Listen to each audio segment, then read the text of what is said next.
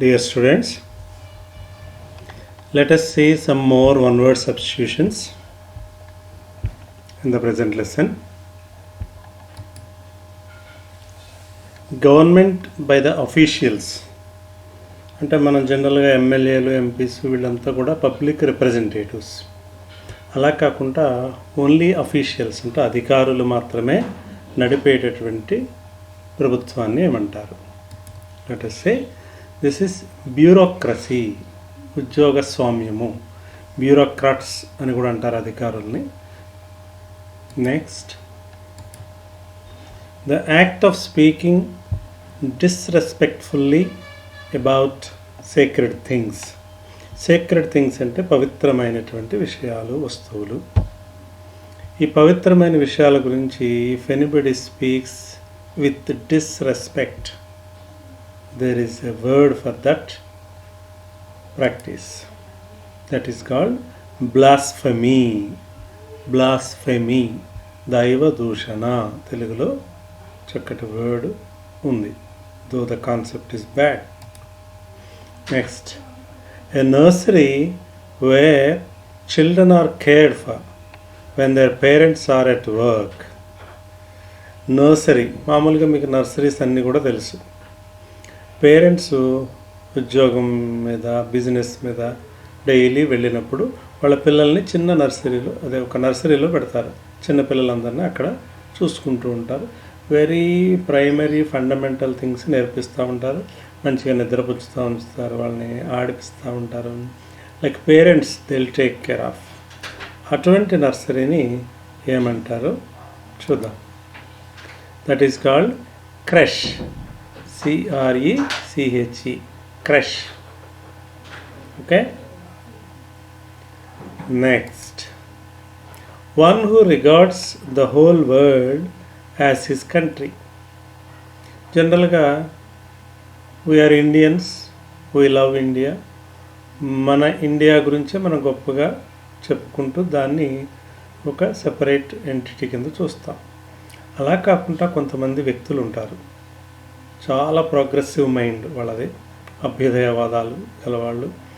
వాళ్ళు ప్రపంచాన్నంతా కూడా ఒక వసుధైక కుటుంబం కింద చూస్తారు. ఫర్ ఎగ్జాంపుల్ రవీంద్రనాథ్ ఠాగూర్ విశ్వకవి అని ఎందుకన్నారు తెలుసు? అతను డీల్ చేసే విషయాలు, అతని ఆలోచనలు ఎప్పుడు కూడా విశ్వవ్యాప్తమైనవిగా ఉంటాయన్నమాట. సో ఇలాంటి వ్యక్తుల్ని కాస్మోపాలిటన్స్ అంటారు. Okay. Next, one who is employed to drive a motor car. Car అనమాట. మోటార్ కార్ అంటే nothing but A car. So ఈ కార్ నడపడానికి ఎవరినైతే మనం ఎంప్లాయ్ చేసుకుంటామో, నియమించుకుంటామో, వాళ్ళని డ్రైవర్ అని మామూలుగా మనం పిలుస్తూ ఉంటాం. డ్రైవర్ అంటే ఎనీబడి హూ డ్రైవ్స్. ఓనర్ నడిపిన డ్రైవరే, ఎంప్లాయీ నడిపిన డ్రైవరే, ఎవరు నడిపిన డ్రైవరే. కానీ కారు నడపడానికి ప్రత్యేకంగా మనం నియమించుకున్నటువంటి మన డ్రైవర్ ఉన్నాడే, తనకి ఒక పేరు ఉంది. That is Schaffer. CHAUFFEUR, షాఫా. CHA ఇక్కడ షా అని పలుకుతుంది అనమాట. షాఫా. A person in charge of a museum. Museum మీకు అందరికీ తెలుసు. ఈ మ్యూజియంకి ఇన్ఛార్జ్గా ఉన్నటువంటి ఒక పర్సన్ని, ఆ వ్యక్తిని ఏమంటారు? క్యూరేటర్ అంటారు అన్నమాట. సో ఈ క్యూరేటర్ అనే పదం మనకి క్రికెట్లో కూడా వినిపిస్తూ ఉంటుంది. ఈ క్రికెట్ పిచ్ ఉంది కదా, ఈ పిచ్ని రెడీ చేసి, దాన్ని ఇన్స్పెక్ట్ చేసి, దాన్ని ఎన్ష్యూర్ చేసి, దాన్ని ఎప్పటికప్పుడు కపలాగాస్తున్నటువంటి వ్యక్తిని కూడా క్యూరేటర్ అంటారు. సో ఇక్కడ మనం మ్యూజియం ఇన్ఛార్జ్ గురించి చెప్పుకుంటున్నాం అనమాట. Next, one who lives on flesh. అంటే ఎంతసేపు మాంసం మాత్రమే తినేవాడు. మొక్కలు, ఆకులు, అలములు తినరు, ఓన్లీ మాంసం అనమాట. మాంసాహారి సింపుల్గా. కార్నివారస్ అంటారనమాట. చూడండి, ఈ పిక్చర్లో ఉన్నటువంటి యానిమల్స్ అన్నీ కూడా ఇవి గడ్డి అలాంటివి తినవు, పళ్ళు తినవు, ఓన్లీ మాంసం మీద బతుకుతాయి. ఓకే, చూసుకోండి, 1 by 1 అన్నీ చూసుకోండి. One who lives on plants, మాంసం తినకుండా ఓన్లీ ప్లాంట్స్, ఓన్లీ ఈ శాకాహారి అనమాట, వాళ్ళకు కూడా ఒక పేరు ఉంది, హెర్బీవారస్. హెర్బీవారస్ అంటారన్నమాట. హెర్బీవారస్ యానిమల్స్ వీటన్నిటినీ కూడా. ఓకే, పర్టికులర్గా ఒక దాని గురించి చెప్పాలంటే హెర్బీవోర్ అంటారు. One who eats either flesh or plants. Flesh or plants రెండిట్లో ఏదన్నా తింటారు. మాంసం తింటారు, మొక్కలు, ఆకులు, అలములు అన్నీ తినేస్తారనమాట. ఫర్ ఎగ్జాంపుల్ చెప్పండి. రైట్, మ్యాన్ చూడండి ఏమన్నా తినేస్తాడు. సో వీళ్ళకి కూడా ఒక పేరు ఉంది, దట్ ఈస్ ఆమ్నివారస్. సో అన్నీ తింటుందన్నమాట. రైట్, ఇప్పుడు కుక్క ఉంది for example.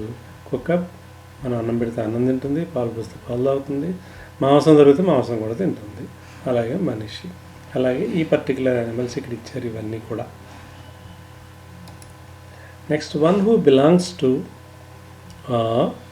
Lives in the same period as someone. అంటే మనము నివసిస్తున్న కాలంలోనే నివసిస్తున్నటువంటి, లేక ఇంచుమించు ఒకే క్లాస్, ఒకే ఎడ్యుకేషన్, ఒకే పీరియడ్లో ఎడ్యుకేషన్, రైట్, ఇంచుమించు ఒకే ఏజ్ ఉండేటటువంటి వీళ్ళని సమకాలికులు అని తెలుగులో మనం పిలుస్తూ ఉంటాం, కంటెంపరరీస్. ఓకే, సంబడి ఈజ్ మై కంటెంపరరీ అని మనం చెప్పుకోవచ్చు. రైట్, ఇప్పుడు రాకేష్ ఉన్నాడు, తేజ ఈజ్ మై కంటెంపరరీ అని చెప్పుకోవచ్చు. వాడు తేజ ఉన్నాడు, వాడు ఫర్ ఎగ్జాంపుల్ ఉన్నారు మన నవీన్ ఈజ్ మై కంటెంపరరీ అని చెప్పుకోవచ్చు అనమాట. A place for keeping, 1 second, let's go back. ఈ పిక్చర్లో ఉన్నది ఎవరో తెలుసా? ఇగో ఈయన షేక్స్పియర్. వీళ్ళంతా కూడా షేక్స్పియర్ యొక్క కంటెంపరరీస్ అనమాట.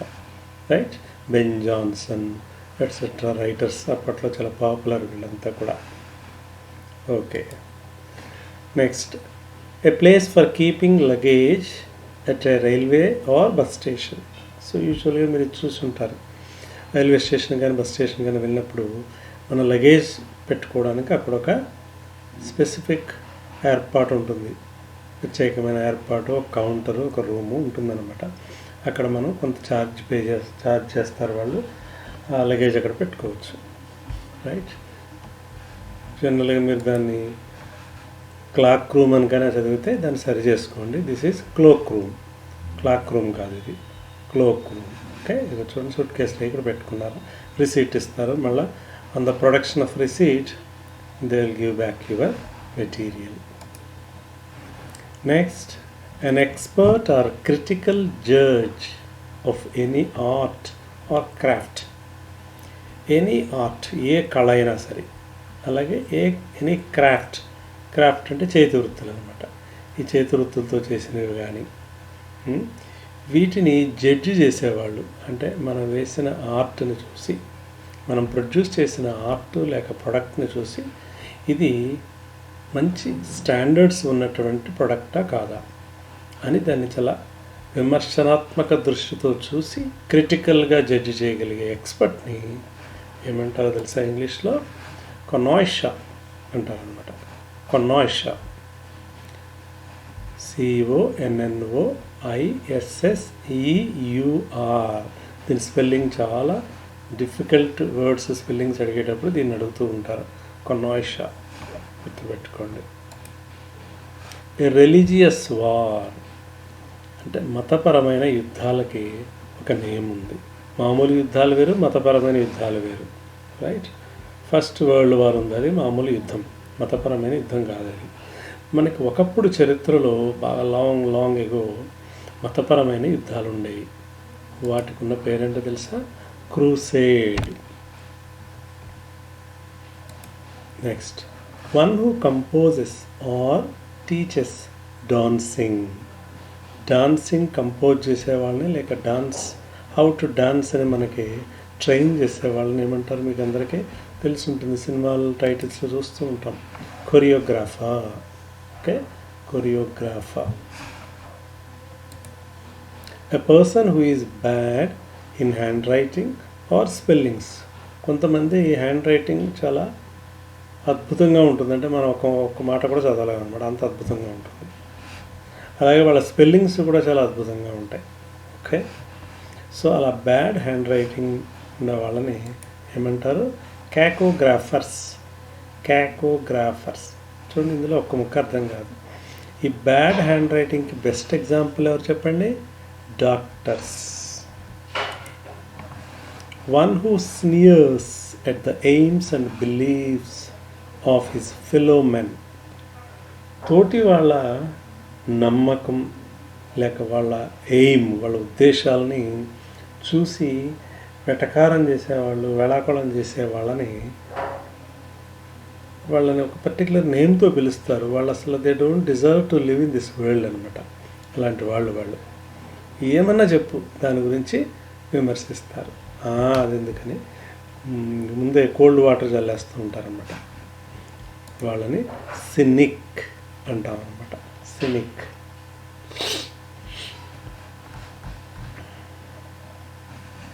చూడండి పిక్చర్లో there is an old man.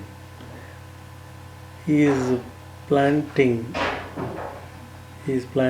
a few saplings. అప్పుడు ఇది ఒక స్టోరీలో యాక్చువల్గా.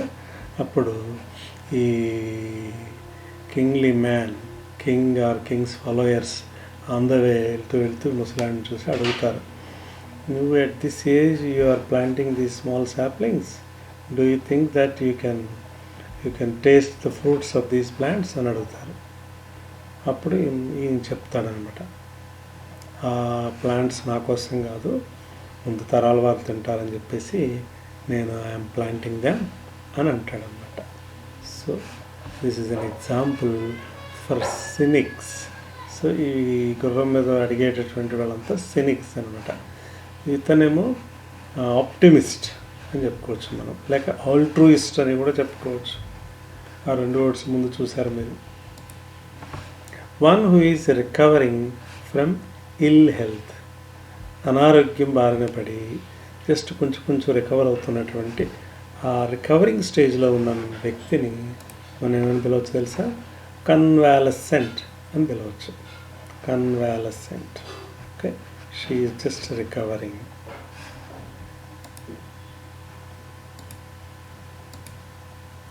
Soldiers who fight on horseback. గుర్రాల మీద కూర్చొని యుద్ధం చేస్తారు సరే, అశ్వదళము అంటారు తెలుగులో అయితే. అటువంటి వాళ్ళని ఏమంటారు చూడండి?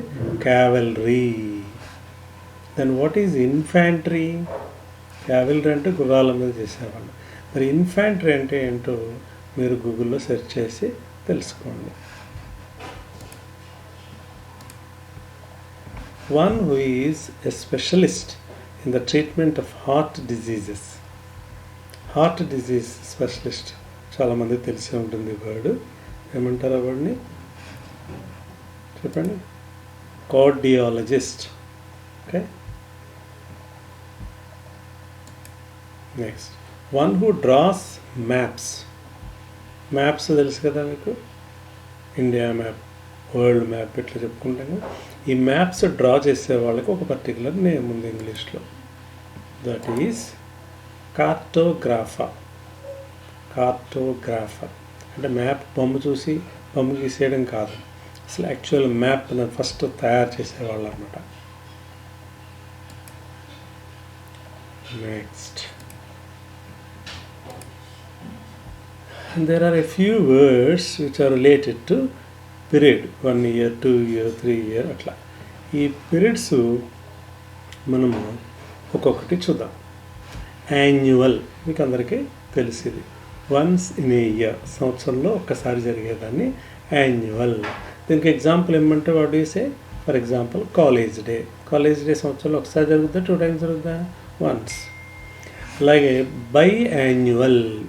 బిఐ బై అంటే ఎప్పుడు కూడా 2 అని అర్థం. బై యాన్యువల్ అంటే ట్వైస్ ఇన్ ఏ ఇయర్, సంవత్సరంలో 2 సార్లు. దీనికి ఎగ్జాంపుల్ బై యాన్యువల్ జర్నల్. ఒక జర్నల్ ఉంది, ఒక బుక్ అనమాట. ఈ జర్నల్ మంత్లీ రాదు, ఇయర్లీ రాదు, ఇయర్కి 2 సార్లు వస్తుంది. కాబట్టి దీన్ని ఏమనాలి? బై యాన్యువల్ జర్నల్ అనాలి. అదే ఎవ్రీ మంత్ వస్తే మంత్లీ జర్నల్, ఎవ్రీ ఇయర్ వస్తే యాన్యువల్ జర్నల్ లేక ఇయర్లీ జర్నల్ అని అంటారు మామూలు భాషలో. Next biennial, biannual పైది బై ఎన్నియల్ ఇది డిఫరెంట్ అనమాట, జాగ్రత్తగా చూసుకోండి. బై ఎన్నియల్ అంటే once in 2 years. Biannual అంటే సంవత్సరంలో 2 సార్లు జరిగేది. బై ఎన్నియల్ అంటే 2 సంవత్సరాలకు ఒకసారి జరిగేది. సో 2 సంవత్సరాలకు ఒకసారి జరిగేటటువంటి ఫేమస్ ఈవెంట్ మనందరికీ బాగా తెలిసిందేంటి, T20 world cup. Okay. Next triennial, tri అంటే 3 అనమాట. ట్రై ఎన్నియల్ అంటే వన్స్ ఇన్ 3 years, 3 సంవత్సరాలకు ఒకసారి జరిగేటటువంటిది. సో బ్లూ మూన్ అని చెప్పేసి ఒక జియోగ్రాఫికల్ ఈవెంట్ ఒకటి జరుగుతూ ఉంటుంది, తెలుసా మీకు? జనరల్గా ఫుల్ మూన్ మంత్లో ఒక్కసారే ఉంటుంది, పౌర్ణమి రోజు, మీకు అందరికీ తెలుసు. కానీ ఒక పర్టికులర్ మంత్లో, సెప్టెంబర్ ఏదో ఒక పర్టికులర్ మంత్లో వస్తుందన్నమాట. ఆ మంత్లో ఫుల్ మూన్ 2 times కనిపిస్తుంది. ఈ సెకండ్ టైం కనిపించేదాన్ని బ్లూ మూన్ అంటారు. అదే మంత్లో సెకండ్ టైం కనిపించే ఫుల్ మూన్ని బ్లూ మూన్ అంటారు.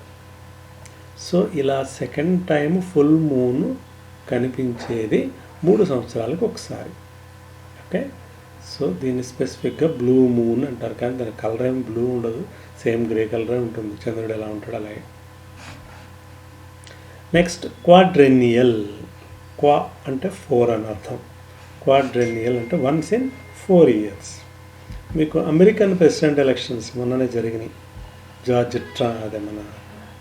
డొనాల్డ్ ట్రంప్ వెళ్ళి బైడెన్ రాబోతున్నాడు. సో అమెరికన్ ప్రెసిడెంట్ ఎలక్షన్స్ 4 సంవత్సరాలకు ఒకసారి జరుగుతూ ఉంటాయి. నెక్స్ట్ క్వింకెన్నియల్, క్వింకెన్నియల్ అంటే వన్స్ ఇన్ 5 years. దీనికి ఎగ్జాంపుల్ ఏం చెప్పొచ్చు, Indian parliament elections or Indian state elections కూడా. ఓకే. 5 yearsకి ఒకసారి జరుగుతుంది. మన ఎంపీలు ఎమ్మెల్యేస్ అంతా టర్మ్ అంతా 5 years. ఓకే. రైట్. ఈసారి మీకు స్టూడెంట్ యాక్టివిటీ ఏమి ఇవ్వలేదు, ఎంచేతంటే మీరు త్వరలో ఫస్ట్ మిడ్ రాయిపోతున్నారు వీటి మీద బేస్ చేసుకొని, కాబట్టి అది ఇవ్వలేదు. మీరు ఈ వర్డ్స్ అన్నీ కూడా జాగ్రత్తగా చదువుకొని మీనింగ్ అది బాగా గుర్తుపెట్టుకోండి. 2-3 సార్లు ఈ వీడియో లెసన్ చూడండి. రైట్. Good luck.